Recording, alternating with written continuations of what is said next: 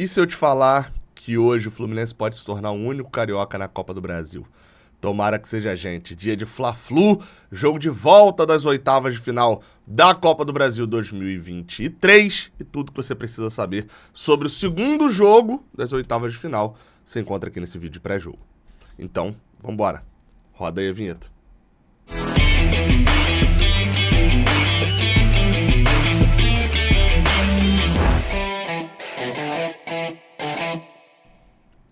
Seja bem-vindo, você guerreira de todo o Brasil, de todo mundo. Aqui é o canal Raiz Tricolor, eu sou o Gabriel Amaral.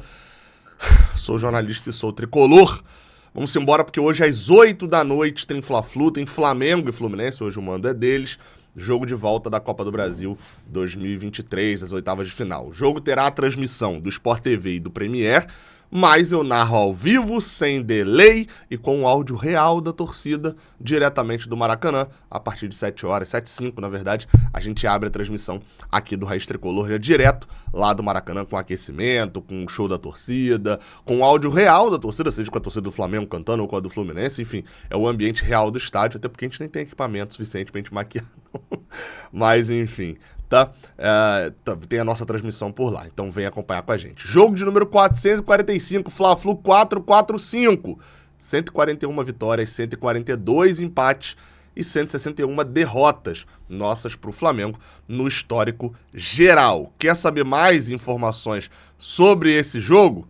Então você vai aproveitar para baixar o OneFootball, um aplicativo de futebol que hoje vai te deixar bem informado sobre esse confronto, beleza? Eu ainda vou voltar aqui nesse mês falando mais de Libertadores, de como eles têm os lances ao vivo e etc, mas o foco hoje é no jogo do Fluminense pela Copa do Brasil, que é, por sinal, com o auxílio do OneFootball, eu vou abrir aqui para te informar o seguinte, os resultados, tá? Por que eu falei sobre Fluminense, o único carioca? Isso porque o Botafogo, Botafogo, hein? Que coisa, Tiquinho Soares, né? Faltou um tiquinho pro Botafogo se classificar, perdeu nos pênaltis pro Atlético Paranaense, o Internacional perdeu nos pênaltis para o América Mineiro, também em casa, meteu 3-1, foi buscar o resultado, mas perdeu nos pênaltis.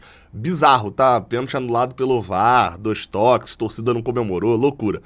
Corinthians e Atlético Mineiro também, foi 2-0, que golaço do Roger Guedes, hein? Joga muito. Classificado o Corinthians em cima do Atlético Mineiro também nos pênaltis. O Bahia classificou em cima do Santos. Marcos Felipe pegou 2, tá? Tá aqui no aplicativo, pegou do Camacho e do Bruno Mezenga.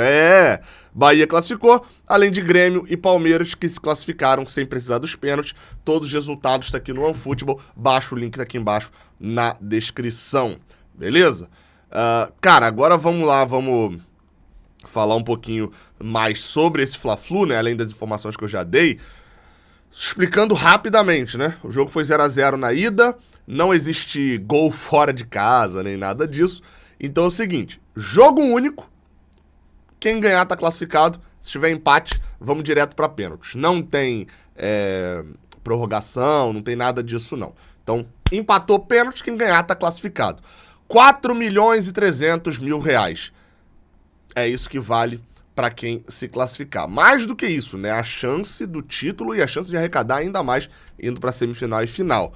Um dos maiores Fla-Flus do século. Eu trago isso como uma pergunta, mas acho que pelo tamanho do jogo, o momento interessante dos dois times, a tensão é grande, etc. E acho que antes do jogo acontecer, você tem tipo assim, o Fla-Flu do Creu é muito grande. Tá, mas antes de acontecer era um jogo normal de carioca. Antes de acontecer esse, acho que é um confronto de Copa do Brasil que nunca aconteceu. O momento do Flamengo gera ali uma possibilidade de crise para eles. Já do nosso lado, a gente vem com 3 derrotas seguidas, enquanto eles vêm de 6 jogos sem perder. É um momento, uma crise do Flamengo, etc. Mas eles estão numa sequência que eles não perdem há muito tempo. Já a gente vem de 3 derrotas seguidas, 4 jogos sem vencer.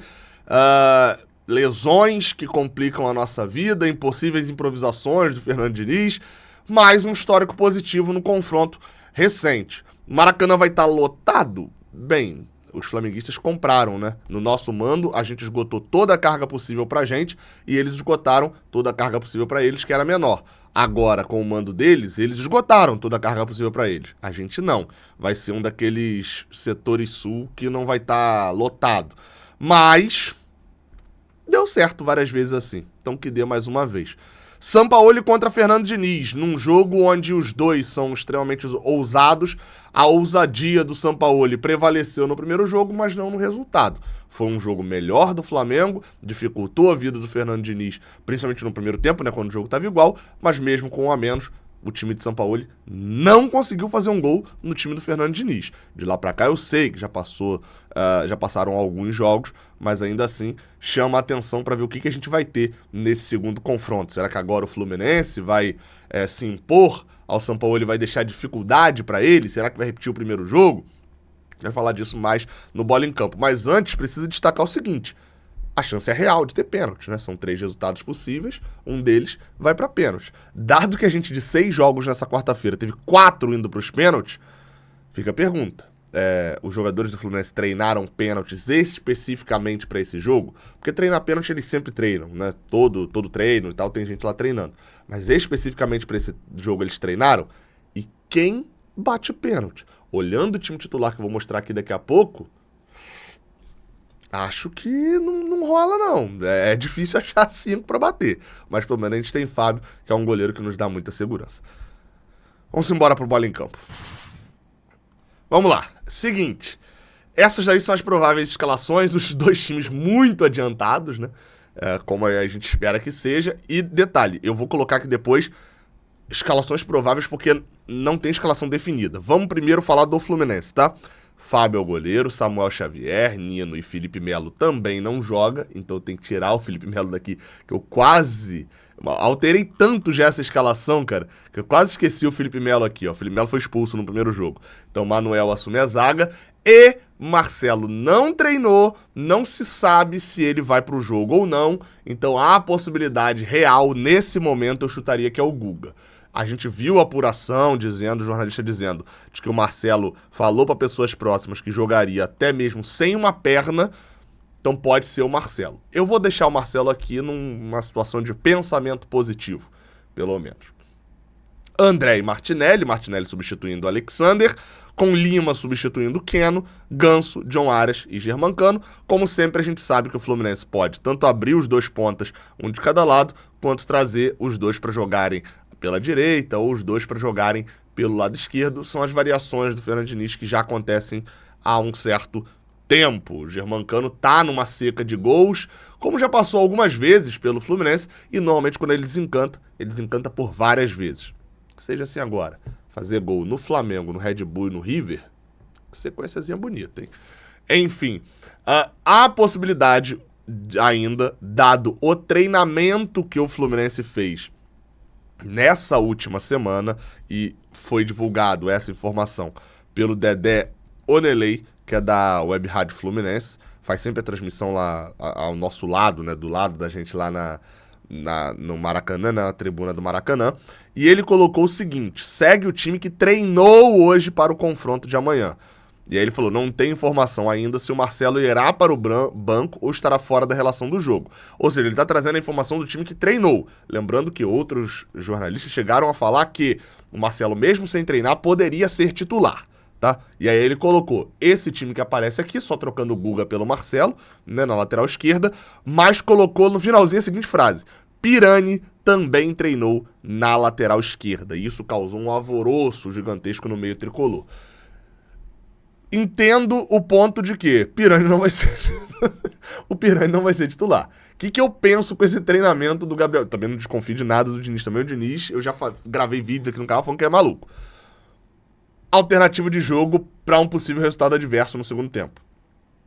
O Diniz já utilizou por várias vezes, e aí não é o Pirani como lateral esquerdo. É muito mais um cenário onde o Fluminense já tomou o gol do Flamengo, por exemplo, está precisando do resultado, e aí convenhamos, você vai olhar para o banco do Fluminense e as opções que você tem não são muito longe do Pirani, não. Você tem o Giovani, que já entrou assim, inclusive, no jogo contra o The Strongest, você tem o John Kennedy, que já é atacante, Isaac. Tem muitas opções, assim, dentro da lógica do meio de campo, não. Você vai recorrer a David Braz para chutar a bola para a área, enfim. O Pirani entraria, seria o Pirani ou o Giovani, como o Giovani entrou contra o The Strongest. O Giovani entrou como lateral esquerdo contra o Strongest? Não, ele entrou para jogar na segunda linha. seria com esse time aqui titular, seria como se Lima viesse pra cá, o Ganso recua, ele já teria colocado o John Kennedy, por exemplo, vamos fingir aqui que o Martinelli é o John Kennedy, pra poder fazer uma linha de 2 aqui atrás, com Manuel e Nino, talvez até com o Martinelli no meio e o André na zaga, né? E aqui o Manuel seria o John Kennedy.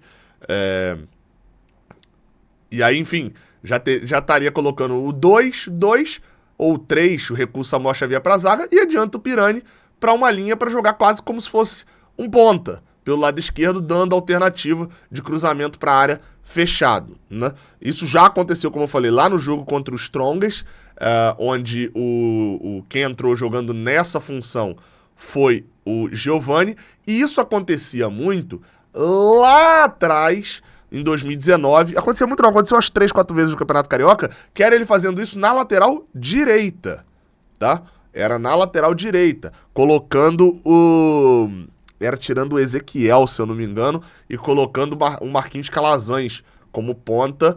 Não era um lateral direito o Calazans, ele entrava pra jogar na segunda linha. Então acho que o Diniz tá pensou nisso nesse treinamento, já pra um possível segundo tempo, que eu espero de verdade que não veja, né? Eu não quero saber se isso vai dar certo ou dar errado, porque eu espero que o Fluminense esteja ganhando o jogo. Mas acho que foi um treinamento já pensando no segundo tempo, não na possibilidade do Pirani ser titular, isso me pegaria muito de surpresa. Já o time do Flamengo, Matheus Cunha, essa aqui é a provável escalação do GE, tá?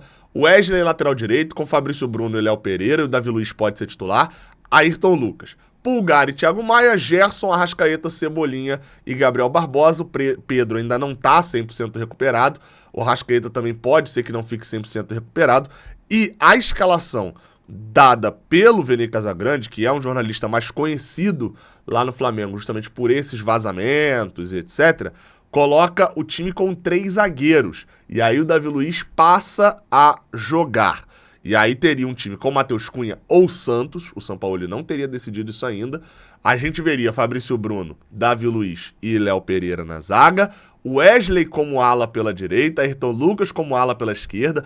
Com Eric Pulgar, com Thiago Maia e com Gerson. E quem sairia desse time seria o Everton Cebolinha, tendo Arrascaeta e Gabriel Barbosa mais à frente. Dessa forma, o time teria uma armação meio que num 3-2-4-1, ou talvez até em alguns momentos com o próprio Thiago Maia voltando para fazer uma linha aqui de 4 zagueiros, ou o Léo Pereira, na verdade, vira o lateral e o Wesley recua para eles terem 4 defensores. Fato é, nem Sampaoli sabe a escalação do Diniz, nem Diniz sabe a escalação do Sampaoli. Vamos todos trabalhar na surpresa.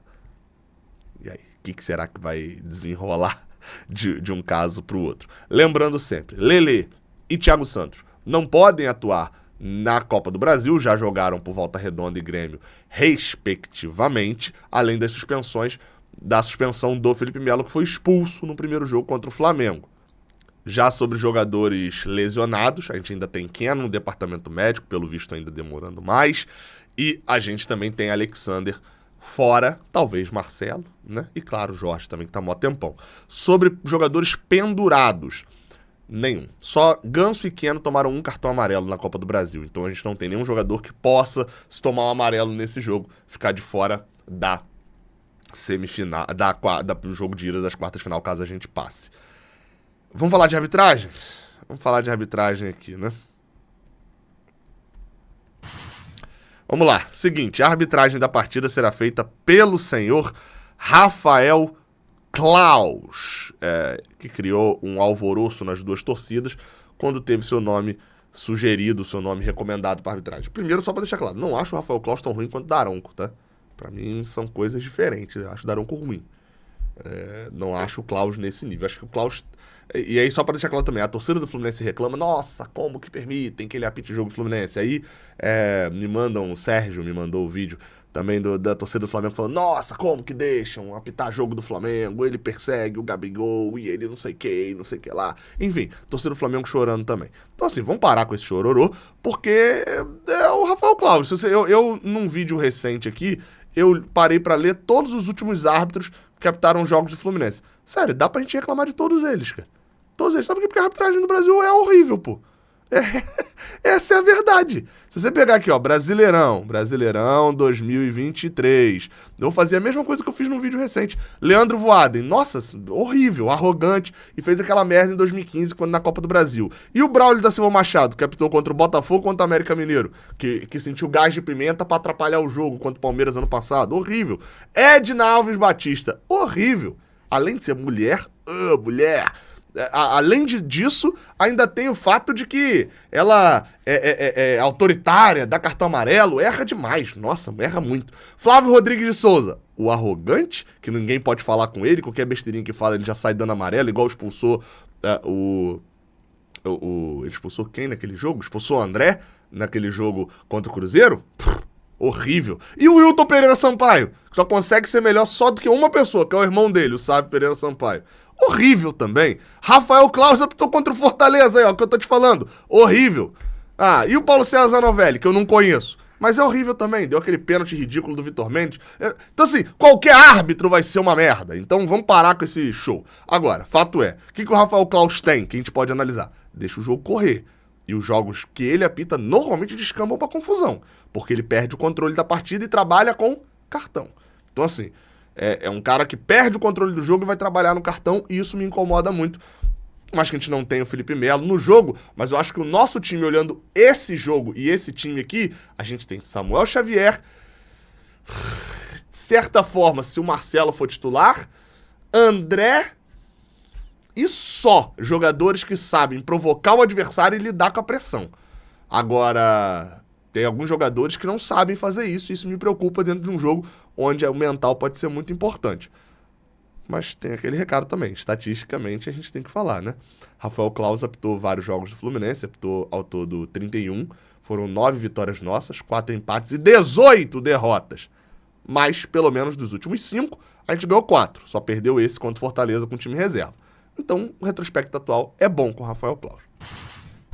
Como eu falei, tem transmissão direto do Maracanã, 7h05, estamos ao vivo, e você vai acompanhar o melhor pré-jogo e a melhor transmissão aqui no Raiz Tricolor. Tamo junto, tá? E eu espero que a transmissão seja hoje. Eu tô com saudade de gritar gol, cara. E logo agora que minha voz deu deu uma travadinha no nariz e tal, eu tô sentindo que a gente vai gritar muitos gols hoje no jogo. Então, 4 jogos sem gritar gol. Ah, Gabriel, mas o Corinthians fez. Eu não grito gol de outro time, eu grito gol do Fluminense. Os outros eu lamento. Então, hoje é dia de explodir o Maracanã. Tamo junto, até a próxima, valeu.